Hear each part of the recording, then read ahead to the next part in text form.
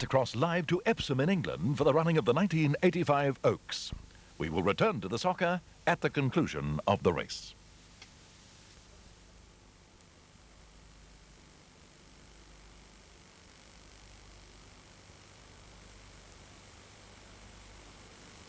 But Triptyque won in great style that day.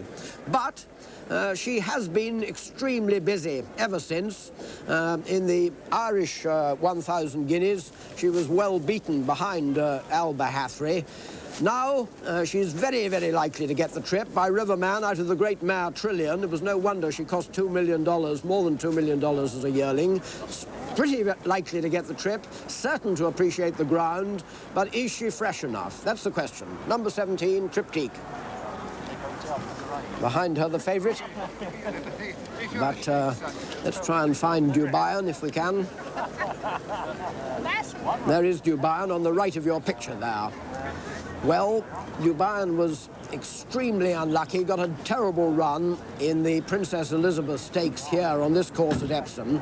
Then she went up to York and ran in the Musidora Stakes, and that time she ran a really fine race. In front, a stable companion of Oh So Sharp, Fatter Flair, but just look at the ground Dubayan makes. Let's let her move on now. Fatter Flair, who had made all the running that day, stays on extremely well, but as you can see, over this 1.25 miles, Dubayan finishes in a style which strongly suggests that another 2 furlongs will be an advantage. She is, as I've told you, half-sister to the champion hurdle winner, See You Then, so she ought to be right for stamina by high line out of a mare who's finished third in the Oaks. She can't quite get to Fatter Flair that day, but on the other hand, at the start of this race, she'd hit her head on the stalls and lost a tooth, which may well have put her off. I know that Alex Stewart is full of hope about this filly, and although Henry Cecil may well be confident that through Fatter Flair that Oh So Sharp can beat her, I'm much more confident about Dubayan's stamina than I am about Oh So Sharp's. She looks really well.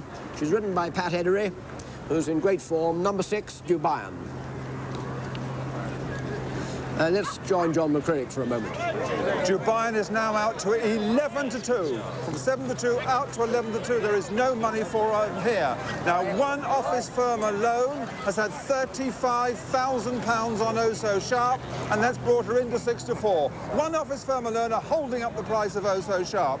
Very tight is Bella Calora. 12-1 they've done, 11's going in, 10's probably the best price now, Bella Calora. Romantic Feeling, that's my wife, the boobies each way tip. 66-1 Romantic Feeling, she fancies that, but this one off-course firm is holding up Oh So Sharp, 6-4, 11-2 Dubayan and 7-1 Triptyque. And Lester Piggott, quite characteristically, has got off Dance Machine. I don't know whether there's something wrong with her tack. Actually, Lester very often gets off at the start. As you can see, this filly, an inexperienced filly, only having the third run of her life, she's sweating up quite a lot. She's had only 3 runs, as I say. The first, as a 2-year-old, was one of the most sensational things we showed on television all last season. Dance Machine was last with 2 furlongs to go at Newmarket, and then passed the whole of a huge field in about 100 yards and one going away in extraordinary fashion. Then Lester rode her at Newbury and frankly didn't give a tremendously great ride. She didn't see a lot of daylight, but when she did see some, she finished really strongly. Only third to Merle and behind Perfect Match, but I think absolutely certain to reverse that form if she hasn't sweated away her chance. But she certainly is getting into a rare old state. That's Leicester's last classic ride, we think at any rate. Number 4, Dance Machine. Last classic ride at Epsom, I should say. The second string from John Dunlop, I beg his pardon, and for Sheikh Mohammed. Kiliniski won the Lingfield trial over the full 1.5 mile distance really well. Slip Anchor did that in the Derby trial. It worked out for him. Who knows? It might work out for her. But, it's a big but, John Dunlop is very, very worried because all the other horses in his 200-horse yard have got the virus. He hopes these 2 have escaped, but he can't be sure. Number 9, Brian Rice on Kiliniski. And there in the Sangster colours is Morning Devotion. You heard Michael Stout telling you how she came back lame after that very disappointing race in the Princess Elizabeth Stakes on this course. She ran really well as a 2-year-old, only 3 lengths behind Oh So Sharp. But if you back her, there's a lot of guesswork involved. There's number 10, Morning Devotion, ridden by Tony Ives, and here's a full show of the betting. Come on, come on.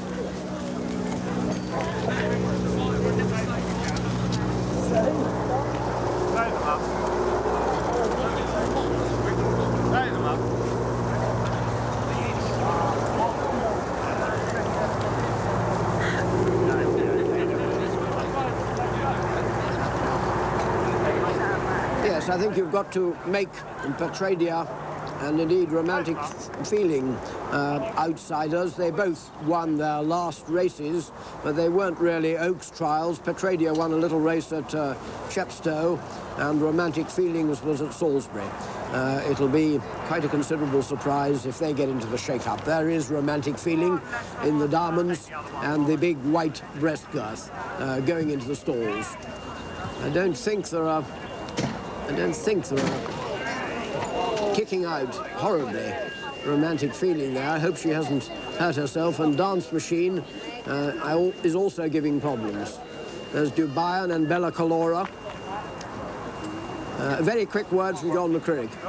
Earol, 6-4 Oh So Sharp. Dubain's back to 5-1, 8-1 Triptyque, 10-1 Bar. Bit of money for the rag. Domino's Nurse at 50-1 and 66. Double Carpet, 33. They're calling in places Domino's Nurse. Well, let's hope there's not a double carpet result. Good luck to Steve Cawthon and all the rest. Over to you, Graham Good. For this Gold Seal Oaks, mile and a half, of course, and just an anxious moment down at the start with Leicester and Dance Machine, but he's now safely in the plate and goes quite sweetly into the stalls. In fact, in Dubai, the last to go in, up on the very wide outside, although from this camera angle, it's nearest to us. Just a small but select field for this Gold Seal Oaks, but you can see there the legs anxious to get into action. And they're under orders and they're away, and a pretty level break too. And up on the inside, Domino's Nurse goes quite quickly away, and also Romantic Feeling. And behind these comes Triptyque, and through the first furlong, it's now Romantic Feeling who goes on from Domino's Nurse in second place. Petradia on the left of the picture. Then just in behind these comes Perfect Match. Oh So Sharp, the favourite, in good position. So too Leicester Piggott on Dance Machine. The back marker at this stage is Kalorge and Willie Carson, and also towards the rear is Mohammed second string Kiliniski. So at the end of the first 2 furlongs, and it's Romantic Feeling from Petradia, then Perfect Match and Dance Machine and Oh So Sharp and Bella Calora, and then comes Domino's Nurse, and behind these Triptyque and Morning Devotion. Then Dubai, and the second favourite, makes up a bit of ground on the outside of Kiliniski. But the favourite, Oh So Sharp, in a good position with Steve Cawthon, who's on the outside of Leicester Piggott and Dance Machine. But it's Romantic Feeling in the lead with Petradia up on the outside of her.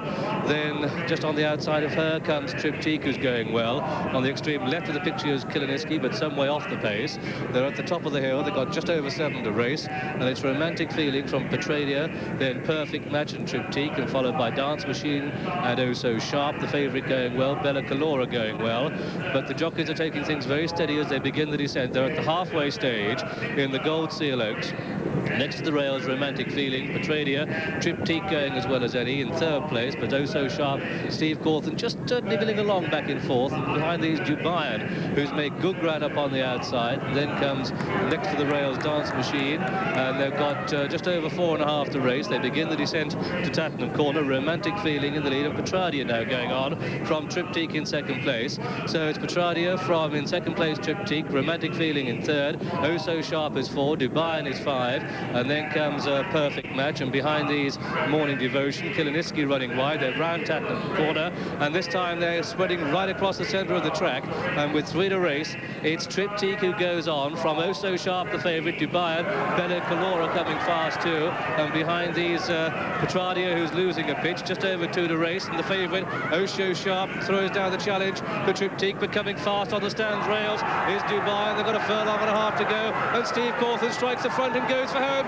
and the race looks all over in a matter of strides. This is an impressive turn of foot served by Oh So Sharp. She's drawn away from Triptyque. Dubai back in third place inside the final furlong, and it's Oh So Sharp, the 6-4 favourite. Steve Cawthon and Henry Cecil on a real high this week. It's Oh So Sharp who wins the Gold Seal Oaks. Oh So Sharp, the winner. Triptyque second, Dubai in third, then Kiliniski 4, Bella Calora 5, Domino's Nurse came 6, and behind these came Perfect Match, Morning Devotion, Petradia, and then came Romantic Feeling, Calorge, and last of all, oh, what a disappointing run by Leicester on Dance Machine. He finished last of all, but Oh So Sharp at 6-4 has won the Gold Seal Oaks, and what an amazing week for Henry Cecil, her trainer, and her jockey, champion jockey Steve Cawthon. They slipped in the Ever-Ready Derby with Slip Anchor, and they've looked oh so sharp to win this Gold Seal Oaks. It was unbelievable the amount of the lightning acceleration that Oh So Sharp showed. A daughter of Crease, owned by Sheikh Mohammed, trained at Newmarket by Henry Cecil, ridden by Steve Cawthon, Steve's 59th winner of the season, his first win in an Oaks. He'd finished second on 2 previous occasions, but of course this is his 3rd classic victory of the year, and if Slip Anchor wins the St Leger, well, by gum, he has equalled Leicester's 4 classics, which he achieved back in 1970. So Oh So Sharp the winner. Second was number 17, Triptyque, ridden by Christy Roach. What a tremendous run she's given, going very well on this fast ground. Officially, it's a photo for second place. I think we'll find that Dubai was third, and up with the Washington Kiliniski finish fast of all to get 4th place close home.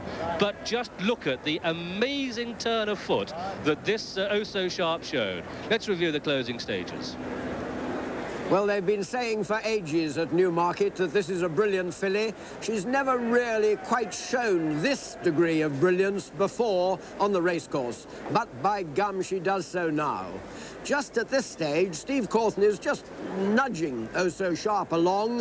Triptyque and Christy Roach have gone past Petradia, and Triptyque obviously trying to make, or Christy Roach trying to make Triptyque's stamina pay, and what a game effort she makes. But look at the favourite. She's now got into exactly the right challenging position. Steve Cawthon picks up his whip, gives her a slap, calls for the real effort. Dubai in 3rd place, can't do any more, and the other Sheikh Mohammed colours can't get there either. Now, look at the acceleration. This is what we've been told she had, Oh So Sharp, and she produces it when it matters most. The ground doesn't worry her, the last furlong doesn't worry her. She goes steadily away from Triptyque. A really marvellous victory. Henry Cecil and Steve Cawthon become the 4th trainer-jockey combination to complete the Derby and Oaks double since the war. And there's a triumphant Steve Cawthon coming in. Oh So Sharp, understandably, just a little bit apprehensive of the tremendous welcome she's getting, but how she deserves it.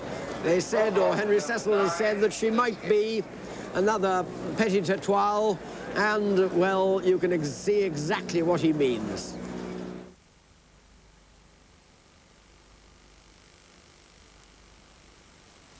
We trust you've enjoyed our live telecast of the 1985 Oaks.